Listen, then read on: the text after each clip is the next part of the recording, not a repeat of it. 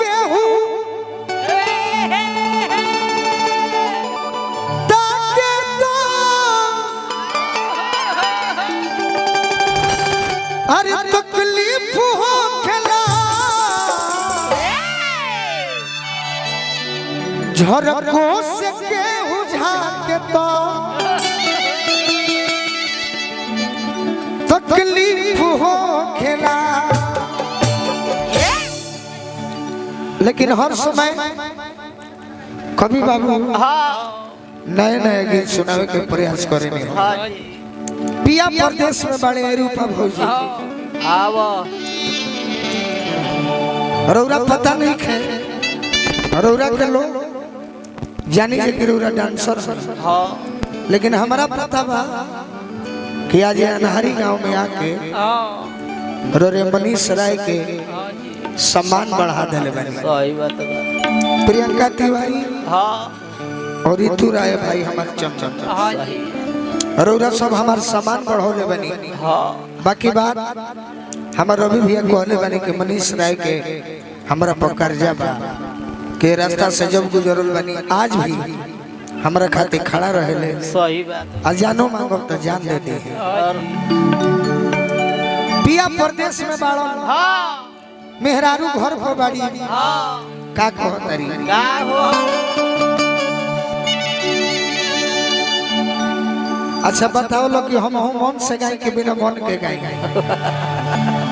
आए एगो जलहारा से आइल बड़े विवेक राय जी हमार भाई आए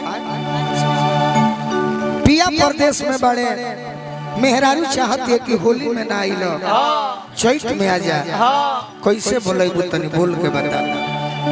बोला बोला बोला बोला सब कोई के सामान बढ़ा देलो तो कम बा। बोला बोला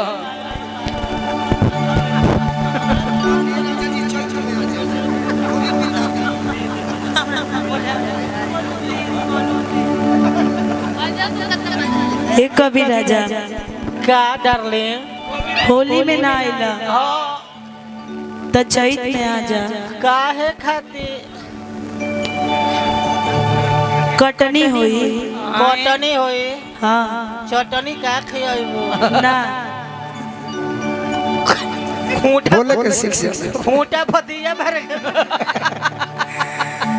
कहतरी के ननदो के भैया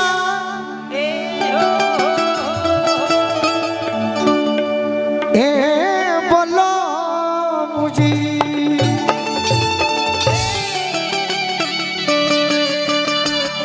अरे कि ननदो के भैया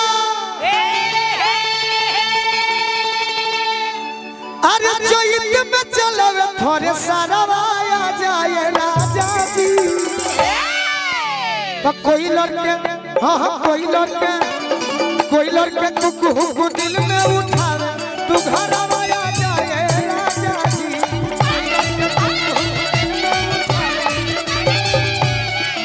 कोई लड़के तू दिल में उठावे तू घर आया जाए राजा जी।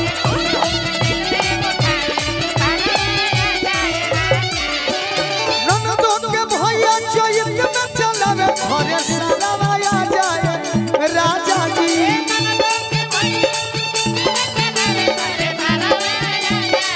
अरे ननदो के भैया चैत में चलवे घरे सारा आया जाए राजा जी। तो कोई लड़के हाँ कोई लड़के अरे कोई लड़के कुकू दिल में उठावे तू घर आया जाए राजा जी। विनय राय जी कोई लड़के कुकू दिल में उठावे तू घर आया जाए राजा जी।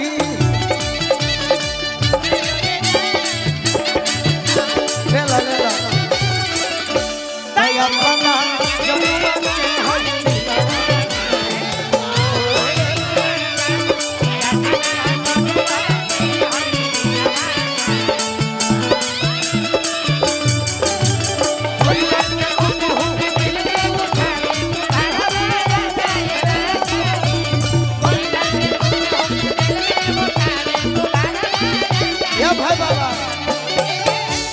भैया हमारा बड़े भैया परिवार के अंग बानी ब्लड बानी हमारे विनय राय जी, मनीष भैया, हमारे राहुल सिंह जी, रूपा जी के आशीर्वाद देनी।